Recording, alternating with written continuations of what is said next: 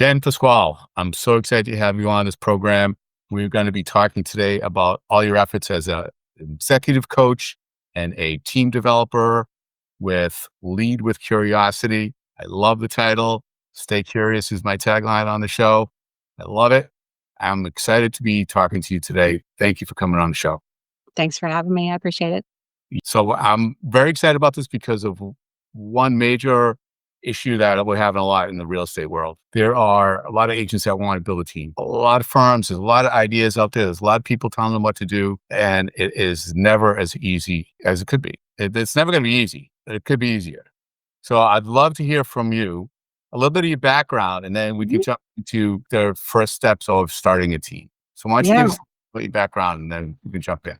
sure. The short version is I spent about 20 years in training and development. Started out as a corporate trainer, which is how I really started first working with teams a very long time ago. Spent a lot of time in curriculum design, so putting together programs for organizations to help their employees from anything from onboarding, to their custom softwares, to system implementation. So lots of different ways that I've sort of helped organizations.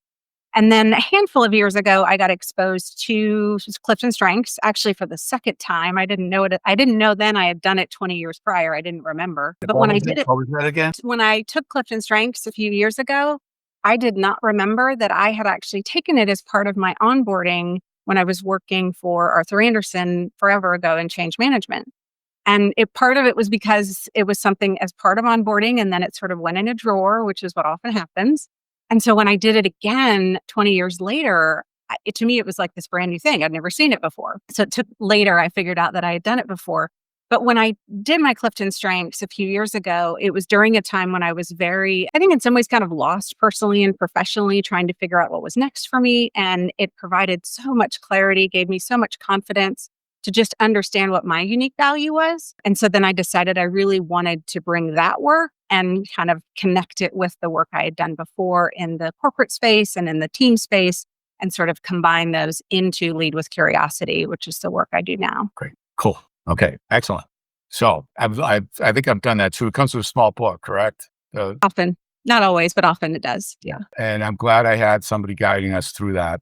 I don't think it would have made sense trying to do it on my own. So teams, let's jump into starting a team. Typically, the reason an agent should want a team is because they have so much work, they need leverage. And it should be that that person is an assistant of some sort, not a transaction coordinator. They should already have that in place. So what is to try to avoid any of the issues that could come up with misalignment on a team? How can somebody start out with the best effort going forward from the beginning? So, my advice for someone who is kind of considering that jump is really making sure they have done their work to understand who they want to be as a leader, what their strengths are going to be in how they're going to operate, what are some of the things that they really just either don't enjoy, aren't good at, don't want to do, want to offload, whatever the case might be.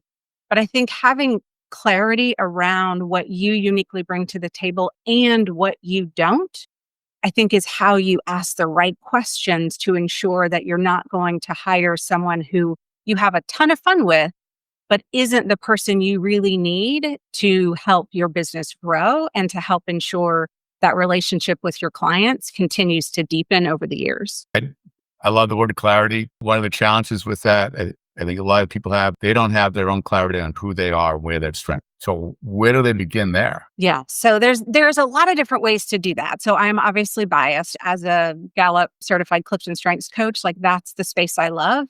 And the reason I love it is because I feel like out of all of the assessments I've done, and I've done a lot of them, it is the one that gave me the most nuance. It gave me the most actionable feedback. And it really helped give me a framework to kind of observe my own behaviors within so that I could really start to see, okay, that's that part of me showing up. Okay, that's that part of me showing up. And I started to be able to sort of name how I was showing up either to, myself, my family, my work, whatever the case was. So I love Clifton Strengths. There's other assessments like DISC or MBTI, any of those kind of assessments that help just give you some language. It doesn't have to be perfect, but I think anytime we sort of be curious and we look for what is a way of that I haven't thought about myself before, and what is some information I can gather to just help me think about it and say, okay, well, does this sound like me? And what would this mean in my work? What would this mean if I was a leader of this team? So I think assessments is a great place. I think some, leadership books is always a great place. There's lots of good books on like how to create great teams or how to create a good culture within a team, which are, in some ways similar, but not necessarily the same effort. Right. Right. And I agree with you as far as the strengths finder. That really is, it's more tangible to me. It makes sense. You use the word nuanced. It just makes sense when you're looking at a disc. Sometimes it's just too linear. I like the way the strengths finder comes out, and that's smart. So does somebody's thinking of getting a team, should they have a coach right from the beginning to try to determine what they actually need for that person other than the tasks? Well, I mean, I think a coach is always helpful as a business, as a business owner myself, right? I have my own coach, and I think there's always value in someone being kind of on the outside, seeing what you're seeing for the first time, but seeing it without your bias. So I think there's always value in kind of having that person, a mentor, coach, someone you can kind of bounce things off of and help you see whatever blind spots you might have. I think, certainly doing work with a coach, doing work with some of these assessments, that can help give you a starting point for defining that culture, defining how you want to lead, defining what are some of the things you're going to need the most. What I often will caution folks about with strengths is it was never really intended as a hiring tool, right? It's not designed as something where you have this in hand and you say, oh, well, these are my bottom 5 talents. So I'm going to go hire for these 5 things. Because really, strengths work is about people owning what they're best at and learning how to operate in that in an optimal way. So I could have someone on my team that doesn't have something neither of us have, let's say, restorative or, a talent within the 34 talents that Clifton Strengths will give you. Even if neither of us have that, it doesn't necessarily mean that neither of us are capable of finding problems, of figuring out how to solve those problems in creative ways. It's more about how are we going to go about getting to that problem solving. So I may go through strategic work. Someone else might go through their relationship building and by talking to people to understand what the impacts have been. So it's more, I think, for me, when you think about it from like a hiring or from a lens for who do I need? I think the best part is to really sit with what is my superpower and what is the place that I want to operate. I always want to be doing this kind of work, these elements of the work. I don't want to outsource that to someone else because that's the part I actually enjoy. So I want to think about what are the parts I don't enjoy so that I do have a little bit of a sense of what are the questions I'm asking, right? If I am not a process person, I need to know that so that I can then at least ensure my questions when I'm hiring are focused around, do you like process? Do you not, right? Is that something you enjoy? Because if I don't enjoy it and you don't enjoy it, but we know we need it to scale and succeed, then that might cause a challenge. So I like to think of it in larger buckets than individual strengths. But I think as the leader of the team, knowing where you may not find energy is always a great place to start for figuring out what's underneath that. What are the threads that come from those things I don't like? And how can I hire for those threads? Does that distinction make sense? Yes, it does. And the two words that you use that I think is super important is strengths and energy. I'm sorry, superpower and energy. And I'd love to hear from you the definition of a superpower quite a bit. Yeah. And curious if we're all talking the same language or not. Yeah. How would you describe superpower? Yeah, I mean, I kind of define it through a strengths lens, shockingly, right? But what I think about of as a superpower is really when someone knows what their strength is and can intentionally lean into that on a kind of a recurring basis. I have a challenge, I'm stuck on a problem, and I can kind of call up a part of me and be able to turn that up and sort of dial that in to help me. That's when it really becomes a superpower, is when I think you have that an intentional awareness and intentional utilization of that strength is really where I think it moves from just being a fact to really being a force. Right. And how does the energy tie into that? How does a person Oh gosh. What we see with individuals that operate more in their strengths is their naturally energy is higher, right? Their engagement is higher, their happiness is higher. Like Gallup is Gallup, right? So Gallup has studied all of this from the 35 million people that have taken Clifton Strengths. So there's a lot of data out there.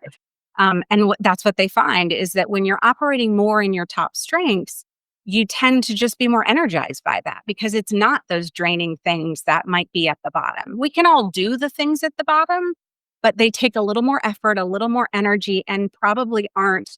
We're not as efficient at it, right? So we want to be efficient, we want to be effective, and we want to operate kind of in that superpower range, which is really those things at the top. I'd love to hear somebody that you've worked with. I'm throwing this at you right now without any way to prep you. So I'd love to hear if you have a story of somebody that was struggling and then what came of it once they figured Mhm. out their strengths, they figured out their superpower, they knew how to leverage what they weren't good at and what they didn't want to do. That not only how did it help them on their job, but how did it help them outside of that? Yeah. So in some ways, the example I have is not one person. It's kind of this thread that I've seen in a lot of people. It's really the same thing that happens, which is I'll do a workshop and I'll have someone who comes into a workshop and they're happy to be there, but maybe a little bit quieter, maybe a little bit more reserved. And as we go through the day, what I start to observe in them is their energy's up. Their shoulders are a little broader, right? They're sitting a little taller. They're laughing a little bigger, right? There's this part of them that's sort of coming out and participating in a way that they weren't first thing in the morning. And what invariably happens at the end of the day when we do some, kind of lessons learned and what was the impact of the workshop, what I will often hear is, I didn't have language for this about myself. I now have language to explain this to other people, to my spouse, to, my work partner, like whatever the case is. And the other thing I often hear is people will say, I had someone once who had high communication, as an example. And what she said to me that just was kind of a gut punch and yet also, I think, kind of exciting is she said, my whole life I've been told, I talk too much or I'm too much in the conversation. And there's all these parts of this natural part of herself had not been appreciated in most of her life. And so there was this kind of experience she had of going, wait a minute, what if this is what I bring to the table? What if what I bring is being able to connect two people together and make sure they have what they need? What if it is me focusing on impact because that communication side of me wants to influence the outcome? So she started to just see her entire self in a different way because she'd kind of listened to the negative narrative. And what happens often is that narrative comes from people who maybe for them communication was 34. And so for them, it's not comfortable. It doesn't feel familiar because that's not how they lead. But for her, it is how she leads and she's good at it. That's the kind of thing I see is people come in with this kind of preconceived idea about themselves, or they come in with a lack of clarity about themselves. And then what they lead with is language, confidence, that kind of sitting taller feel. That's my favorite part of the work. Is it that they're getting attuned to who they actually are and not, if they look back before all the crud of life got in their way and they look back when they were a little kid and they look at their strengths today and where they are, is that pretty linear except it gets interrupted along the way? I'm trying to ask, Right. can you ask that again? Yeah. So I'm curious if when somebody figures out their superpower, is that something that was always in them? It was always who Mm, they were yeah. since they were a little kid. It just got in the way. Life got in the way with all the interruptions, with all the input we're getting Mhm. from others who don't know us or only know us one side of us. And we Yeah. just thought and we morph into something that we're really not for one reason or another. Is that Yeah, so there's kind of two ways I'll answer that. One way is that from just a data perspective. So I happen to have analytic is high for me, so I always lean on data. But the what the data shows, and this was true for me. I mentioned I had done the test twice, so 20 years apart, and 60% of it was like exactly the same, right? So small movements. It's not uncommon at all to have something that maybe is like a number three to move down to number five, right? That kind of shifting is not an uncommon thing. But what we tend to not see is number one becomes number 34, right? There isn't these dramatic changes where your top strengths become your bottom strengths. And the for folks who like data, the test retest that Gallup tracks is like 0.72 or 0.73. So meaning, one instance to the next instance that it's pretty reliable that you're going to see the same results at 0.73. So it's a significant thing for folks who like statistics. But the other part of it, so to your question is like in my case, have I always been a relator? Probably. Relators, high for me. Have I always had that part of me that really preferred the deeper connection to the quicker, not necessarily surface, but just not as much depth. Yeah. I think I've always been that person. And so I think to your point though, what can happen over time is we do hear some of those things. And so maybe other talents kind of turn up a bit. Maybe that one doesn't get quite the oxygen that it could otherwise, but it might be that still that natural part of who you are.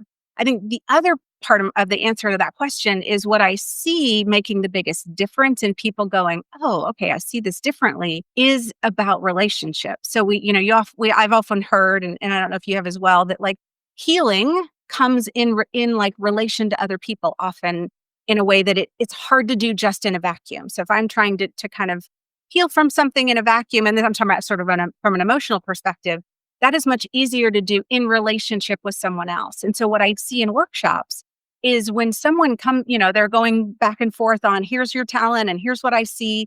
And so like if I think about my example earlier, the person I had in mind, she went around the room and as part of the exercise, she gets to share like, this is my top and this is what it means. And they're going, oh, I see that in you because this. And so there's this validation that comes from having other people say, I see that in you. And I think that's a real value to our team. That's part of what kind of breaks open that narrative and says, well, wait a minute, maybe that negative narrative doesn't serve me. Maybe this one serves me better. And so that's the one they want to leave with. But it is not just because they did the work. It's also because they got validated by other people who could show them how those people see it and how the team sees it. That's fantastic. That whole awareness is Hmm. right to hear from the other point of view from somebody else, the validation. So does this affect their personal life too, once they go through this program, and how does that? So I think where it affects them is really up to them, right? Can it? Does it have the potential? Absolutely. I mean, there's strengths for parenting, there's strengths for marriages, right? There's a strengths book for kind of every corner of your life. And I think like my experience was that I really started to see some of my strengths as I learned them in a way that was different within those contexts, right? Within my marriage, I had the ability to see those things and also be able to own them differently. So, like, as an example, I have ideation. My husband doesn't. Well, he has it, but it's not as high. Like mine's super high. His is relatively, lower. And so for me, it is just sheer fun and joy to just ideate and think and like, blue sky, what could happen? I have futuristic, which kind of thrives in that environment too. And so what I learned from doing strengths work was if I just led a conversation with, hey, I'm just going to ideate for a second, and I could just rattle off a bunch of things. And his sort of strategic and action oriented and achiever mind wouldn't feel like he needed to solve those things. Now we're kind of speaking the same language. So what I often will tell people is, if you're going into a meeting and you are an ideator, then lead with that. Hey, I'm going to ideate for a second. If the room has language for that, they know exactly what you're doing and why. Or like context is another great one because context folks ask a lot of questions and sometimes that can be off-putting. If you don't really understand why they're asking, it's easy to internalize that, to think they don't trust you. Like there's all kinds of things I see on teams with context. But if you lead with, hey, my context has a few questions, right? Then it's not about you and it's not about what you didn't give me. It is about me just satisfying this need I have. And so I think sometimes having that language can really transform all the different ways we show up if we want it to. But that means we have to exercise that muscle, if you will, and continue it as not a one-time thing, but as a practice that we try to integrate on an ongoing basis. Fantastic. So can this be applied to an individual? Would you work with a single person? And I'll put that in context. In real estate, we're typically working with, we have a team, whether it's our team or not, we have a team. Sure. Because we have the transaction coordinator, we have marketing people. Typically, very rarely is somebody doing everything themselves. And if they are, then they're crazy. And they're probably not enough and be happy. And, hopefully they'll find you and figure out that they do need to lead. So with that one individual person, how can this help them work with others who are actually not going to be in the room? Is that possible? You mean if they have strengths language and someone else doesn't? Yes. If they understand who they are, is there enough value in that? Them going through the process, figure out where their strengths are and what they need and who they should have on the team, and then really help analyze, if it's a virtual assistant or if it's transaction coordinator. I know the function is is probably going to be good? Is it going to be that, can they figure that out without having everybody in the room, what they need? So I think if I'm working one-on-one with someone, I think what naturally comes from that is that awareness piece, right? But I think what also comes with it is a tendency to be a little bit more curious about other people. So I'm not sure if I'm answering your question, but what I was thinking is if I'm doing strengths work, with let's say with a real estate agent, right? And so we're going through and I'm working with you and we're understanding your strengths and your talents and giving you that language. Once you have that, one, it's kind of hard to unlearn that, but it's also then easier, I think, to go out and understand what's driving other people and make room for that to be something other than what drives you. So I think that awareness tends to create a little bit more interest in knowing those things about other people, even if those people aren't going to do strengths. It can be as simple as asking other people, how do you like to work? What are the things that really motivate you about your work? What are the things that really demotivate you about this work? How can I support you at doing more of the things that are motivating and yet help us kind of achieve the objective? So I think even if a leader isn't planning on having their own like full team, the value is that awareness, which kind of tends to just foster curiosity and foster an interest in similar things about other people that you can tease out sometimes, not fully, but you can certainly tease out at a general level just by being curious about other people and asking some of those questions. Does that answer your Yes, question? it does. Have you ever had a situation where somebody validated themselves off the team where they realize they don't belong there? Ooh, that's a great question. No, like I have not had that situation where that I knew of after I worked with a group, down the road, someone said this is not the space for me and exited. I have had people certainly exit teams after the fact and maybe like or I don't know because I didn't do their exit interviews, so I don't know what drove some of those things. But I do think sometimes people will notice misalignment in a way they didn't before. So sometimes I think that could happen. What I have heard of is someone else I know had a situation where she was working with C-suite leaders. And so, the CEO or no, COO and the CIO. And in doing their strengths, learned that they were basically like mismatched in terms of the things they naturally were interested in, they naturally wanted to do, did not match the role, but they matched the other role. So they actually did this exercise of having them like swap jobs for a week as a way to build awareness of each other's role and capacity. And they both loved the other role so much that they actually just switched roles in the company. So, sometimes it can happen where it shows you where that misalignment is and kind of shows you the path to it. I think there's certainly the other one that I'll often come in for is when there's some kind of not I wouldn't say friction, but maybe some challenges, right? Communication challenges, collaboration challenges, maybe it feels like there's a little bit of resistance in places. And so that's a place where strengths can kind of help give language to what might be underneath that and how do we talk about it a little bit differently. Right. Okay, cool. So it tends to always be a positive. So I'm just thinking, is there a reason why somebody wouldn't want to call you? Or they're afraid to really peel down the onion and find out what's underneath there? Well, I mean, I do think that not everyone there's a couple things that I think are barriers. I think budget can be a barrier in terms of long-term investment in the growth of your people. So sometimes I think the leaders are always challenged with kind of how to manage that part, the resources necessary for quality development. I think there are some leaders that feel like they already know this. So I have seen that where leaders feel like, oh, I know my team. I've got them figured out. Like I know what they need. So I think sometimes the resistance is not overt, right? It's this kind of just thing about how they see themselves as a leader. They're not maybe as curious, and they feel like they've kind of learned what they need to learn, and they've led good teams before, and so why would I need this now? Because I've succeeded in the past. And that might be true, but why not also have a way to learn about your people a little bit different and create a more connected culture?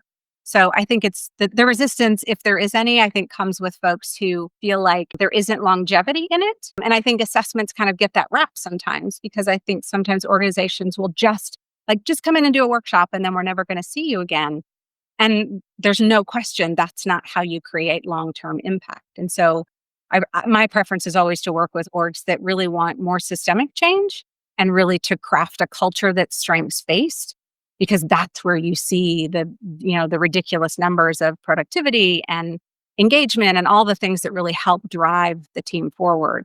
But not everybody's ready for that. Yeah, earlier you said, and you brought up again culture, different thing. Now, can you explain that? How does culture evolve from this, or does it? Yeah, I mean, I think it certainly can. A lot of it depends on what the starting point is, right? So if we have a culture where there maybe isn't a lot of trust or there isn't a lot of collaboration, if we're working kind of against something, I think that's where you have the potential to see the greatest gains, not just in strengths work. I mean, strengths work is part of it, but I think it's also about what are the tools that the people on your team need? Do they need, leadership tools? Do they need manager tools? What are the things they need to do their job better, to help ensure that everyone has the support they need? I think, what I have seen is that there can be a bigger delta in those situations with the right intervention. But I've also seen that even in cultures where I've gone into organizations where they've got a really strong engagement, they've got, people who've been there for a decade or two, right? They've got a lot of loyalty, a lot of longevity, a lot of history, and there's some connection there. And yet they still leave and feel like they know each other better than they did when they walked in. And so I think that iterative nature is what helps just sort of pour into the community bucket that is a well-connected team. And that to me is kind of that's like the undercurrent of culture, having a curious team, having a curious leader, and really prioritizing that connection, because that connection is what is going to help for the hard conversations, for the missed deadlines, for, the having to pick up the slack because someone left the organization, right? All the things that become hard and stressful. If we're communicating better and we understand each other better, all of those things get easier. So that connectiveness, I think, for me is one of that, and curiosity are like the two most important things in culture, because it then so much comes from that we think about as just a great culture to work in. Yeah, I agree. What's your superpower? Gosh. So I would say my superpower is my ability to take things that feel complex and make them feel simple. And what's that process like? I think for me, it's leveraging some of the strengths I've already mentioned, right? My strategy, my ideation, my futuristic. I have high restorative, which is a natural kind of problem finder, but also problem solver. But I think restorative. It's it's not, I wouldn't say it's not common, but it is not one of the like top global talents. Sometimes I have a love-hate with it because it likes to find problems everywhere. So I have to temper it sometimes. But I think the lens through which I approach things is really being able to see the puzzle in a way that maybe other people don't see the puzzle, and then be able to find the solution to whatever that puzzle might be. So I think that's the part that makes it a superpower, because that part's fun for me. I mean, even something as small as like putting together what I think is the perfect agenda for what a client has said. This is our challenge. This is our need. This is our goal. And then for me to take all my resources and then distill it down to the thing that I think is going to land the best for that team in the time that I have them. Like that is I have so much fun doing that. So that's when I think my superpower shows up. Yeah, that's great. Okay, so actually on that restorative piece, Yeah. does it often do people come across thinking that you're a negative person when you call that? So it's funny. Yes. Yeah. I'm sorry. Didn't mean to cut you off. You got it. No, I'm laughing because that was when I first learned my strengths. That was the thing that I went, oh, now I get it. Like, that's why I can be perceived as pessimistic. I can be perceived as kind of like identifying problems that aren't really problems yet, because I'm looking 2 and 3 and 4 steps down the road. And so my ability to anticipate is higher than most, but not everybody's ready for the thing that I anticipate 4 steps down. So no one, a lot of in a lot of groups, like no one wants to mitigate for that thing yet. But I want to think about it because that's part of kind of how I'm wired. So I think it definitely can have that kind of pessimistic vibe to it that I have to be just conscious of. And I think that's true with all of these strengths. Is the truth of them is every single one of them has the ability to be a superpower for you if it's in your top strengths. But even as a top strength like restorative, it can also be a hindrance if I'm overusing it, if I'm using it without awareness for its impact or with that kind of clarity and intention, it can actually hold me back. And so part of the work, I think, is really learning the boundaries of these strengths and figuring out, when do I need to kind of turn it up? When do I need to turn it down? How do I make sure it's serving me and the situation and the people in the situation in the best way possible? Yeah. Yeah. I've found that when somebody starts questioning, this has happened to me, when you start looking forward to, okay, this is going to create this process, it's going to affect these people, and then that's going to affect, and if you keep going down too far down the road, Yep. and I always do that to do it right from the beginning because I wanted not to have to deal with those problems. So I want to build it to scale it, make Hmm. sure the flow is going to happen. And I've felt dismissed in some cases as being negative when no, this is what it's going to do. So let's do it right now. Yep. Let's make sure it's solid. The plan's there. So that is a challenge I could see where that's a challenge. Yep. But it's also a superpower, right? Like it's also that ability to see what others don't see, mitigate risk that others would have missed. So I think it's being in an environment that values that in you, but also has the capacity to help you temper it to a level that is necessary for the objective, right? So that's part of that where the more language we have, the more we can kind of help each other bring the best of what they are without too much of it. Yeah, good. All right. So I appreciate you coming on. I got one last question for you. We talked about that little girl that you were one. What would you tell her, knowing what you know now, what would you tell her what advice would you give her? I think the thing that comes to mind is that she's not too much. That's cool. I like that. Cool. Very good. Lead with curiosity. Jen Pasquale, thanks so much for coming on. Your links are down below for anybody that wants to get in touch with you.